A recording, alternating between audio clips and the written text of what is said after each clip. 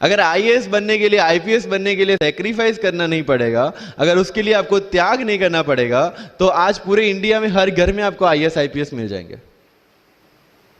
So when you are entering into this game of UPSC or MPSC, make sure that you have to sacrifice anything which will take you to your goal. लेकिन problem ये है कि हमें tension होती है, यार दोस्त की एंगेजमेंट है, उसकी बर्थडे पार्टी है, उसकी शादी है, अटेंड नहीं करूंगा तो बोलेगा मैं तेरी शादी में नहीं आऊंगा, एंड ऑल. लेकिन बिलीव मी, जब आप आईएएस बन जाओगे, वो सामने से याद दिलाएगा, भाई इनविटेशन कार्ड नहीं भेजा तूने. समझ रहे हो? तो जो कुछ भी इसके लिए सेक्रीफाइस कर रहे हो, वो जब आप उस पोस्ट पे पहुंचोगे, सब कुछ वर्थ है, सब कुछ. ये जितने भी फोटोग्राफ्स लगे हैं, सर ने जैसे बताया कि जितने भी इंसान सक्सेसफुल हुए, अगर आप उसकी लाइफ स्टोरी देखेंगे तो कहीं ना कहीं एक मोमेंट आता है जहां पे वो इंसान की जो स्ट्रगल है वो पीक पे हो जाते हैं. वो इस मोमेंट पे आपको डिसाइड करना है कि आपको वहां से यू टर्न लेना है या आपको वहां से आगे निकलना है. इन सब लोगों ने डिसाइड किया कि उनको वहां से आगे निकलना है. एंड दैट इज द फंडा ऑफ लाइफ. सक्सेस उन्हीं को मिलता है जो इस स्ट्रगल वाले मोमेंट से आगे निकलने की सोचता है. जब भी आपको लगे कि आपके सिर पे बहुत मुसीबत है, जब भी आपको लगे कि आप हर तरह से गिर चुके हैं, जब भी आपको लगे कि आपके पास कोई ऑप्शन नहीं है, तब एक चीज आप अपने दिमाग में लाइएगा कि यही मोमेंट है जहां से आपकी तकदीर बदलने वाली है. क्योंकि डायमंड जो होता है वो जितना ज्यादा घिसता है उतनी ज्यादा उसकी वैल्यू होती है. सोना जो होता है वो जितना ज्यादा तपता है उतनी उसकी वैल्यू होती है. अगर आप जिंदगी में तप रहे हैं, अगर आप जिंदगी में घिस रहे हैं, अगर आपको लग रहा है कि आप हर तरह से मुसीबतों में गिरे हुए हैं, तभी आपकी जो वैल्यू है वो बढ़ने वाली है. और यही मेरा एटीट्यूड रहा है. लोग बोलते हैं कि तुम्हारी फाइनेंशियल कंडीशन ठीक नहीं थी, पापा इलेक्ट्रिशियन थे, मम्मी हाउसवाइफ थी, डायमंड के कारखाने में काम करती थी, उसके बाद उन्होंने मैरिज में रोटियां बनाने का काम किया और उस तरह से मैं पढ़ा. लेकिन जब मुझे पूछा जाता है कि ऐसी कौन सी चीज है आपकी लाइफ में जो आप बदलना चाहते हो, एंड आई सेड नथिंग. क्योंकि अगर वो चीजें नहीं होती मेरी लाइफ में तो शायद आज आपके सामने मैं नहीं होता. तो अगर लाइफ में प्रॉब्लम्स है, अगर लाइफ में स्ट्रगल है, जैसे सर ने बताया struggle is a part of life, and I strongly believe in that. क्योंकि अगर हम दिल्ली में थे, मेरे दोस्त के साथ में निकला बाहर घूमने, तो बोलता है यार ऐसी लाइफ चाहिए, कोई मगजमारी नहीं, आराम से बैठते पूरे दिन एसी वाले कमरे में, बहुत सारे पैसे हैं और कोई टेंशन नहीं, ऐसी लाइफ चाहिए मुझे. बोला मेरे पास ऑप्शन है. बोलता क्या? बोला देख सामने एटीएम का रूम दिख रहा है, एसी वाला कमरा है, बहुत सारे पैसे, कोई मगजमारी नहीं, जॉब ले ले. क्यों आईएएस आईपीएस में दिमाग खराब कर रहा है? अगर स्ट्रगल नहीं चाहिए तो you have to compromise with that life. जब भारत वर्ष का सपना चंद्रगुप्त ने देखा, चाणक्य ने देखा, और उस भारत वर्ष को बनाने के लिए जब ये संघर्ष जारी था, और तब नंद के राजा धनानंद की डॉटर दूरदराज से चंद्रगुप्त को प्यार हो जाता है, और जब चाणक्य उनको बोलते हैं कि नहीं तुम्हें उससे दूर रहना है, और तब चंद्रगुप्त बोलता है आचार्य कभी कभी सोचता हूं कि जिंदगी में या ये भारत के सम्राट बनने के लिए इतना त्याग, इतना बलिदान ना देना होता तो. और तब चाणक्य रिप्लाई करते हैं तो हर कोई भारत का सम्राट होता. This is the fundamental rule of life. UPSC सिर्फ आपका नॉलेज चेक नहीं करता. Make it very clear in your mind. जैसे सर ने बोला it's a game of wisdom. आपको पहले ऑफिसर बनना पड़ेगा यहां से. यूपीएससी का काम तो सिर्फ थप्पा लगाना है कि हाँ ये ऑफिसर बन गया. जितने भी आईएएस आईपीएस ऑफिसर्स को आप मिलोगे, you will realise this thing कि ऑफिसर वाली क्वालिटीज इसमें पहले से है. आप जब प्रिपरेशन स्टार्ट करते हैं तभी से समझ लीजिए कि आपकी आईएएस और आईपीएस की ट्रेनिंग भी स्टार्ट हो गई. बिकॉज जो क्वालिटीज आपको चाहिए as an officer, as a IAS, as an IPS, क्या क्वालिटीज चाहिए? फर्स्ट ऑफ ऑल कॉन्फिडेंस, कि जब आप उस सीट पे बैठते हैं आपके सामने कोई भी क्वेश्चन आएगा you will be able to handle the issue. ये कॉन्फिडेंस लेके आपको उस सीट पे बैठना है. यही कॉन्फिडेंस चाहिए when you start the preparation. Decision making, अगर हर एक टॉपिक पे आप हर एक कोई को पूछने जाते हैं भाई इसमें कौन सी बुक पढूं, इसमें क्या पढूं, इसमें क्या करूं, then you are not suitable for this exam. आज मेरे पास काफी मैसेजेस आते हैं, sir please give me your strategy. I am sure आप में से काफी लोगों ने किसी टॉपर्स को पूछा होगा please share your strategy. Why? हर एक की स्ट्रेटजी अपनी खुद की होती है। अगर आज 990 लोग यूपीएससी में सिलेक्ट हुए तो यू विल गेट 990 स्ट्रेटजीज, क्योंकि हर एक की स्ट्रेंथ और हर एक की वीकनेस अलग है। You have to understand this.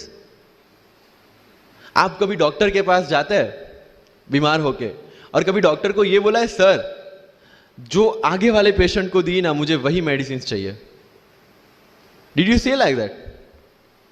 No, क्योंकि उसकी बीमारी अलग है, मेरी बीमारी अलग है। सेम चीज विद यूपीएससी, आपकी स्ट्रेंथ और आपकी वीकनेसेस अलग है, किसी टॉपर की स्ट्रेंथ और किसी टॉपर की वीकनेसेस अलग है।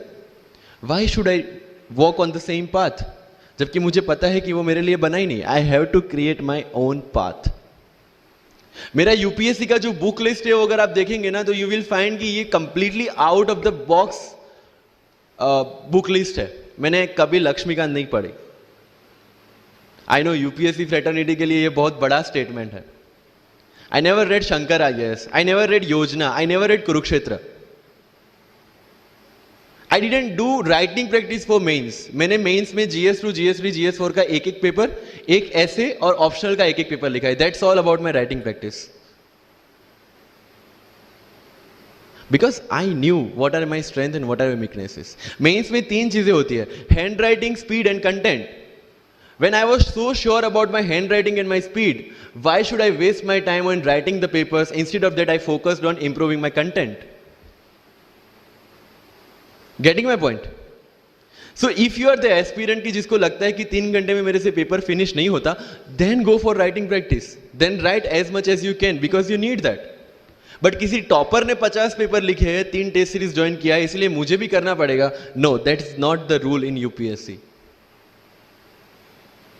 किसी ने ये टेस्ट सीरीज ज्वाइन की, मैं वहां चला गया, किसी ने वो टेस्ट सीरीज की, मैं वहां चला गया। No, you have to create your own path and this was the biggest part of my UPSC preparation. सुनो सबकी, करो मन की। This is applicability of your mind, क्योंकि आपकी स्ट्रेंथ, आपकी वीकनेस आपसे ज्यादा अच्छा कोई नहीं जानता। आपके पेरेंट्स भी नहीं, आपका सबसे क्लोज टीचर भी नहीं।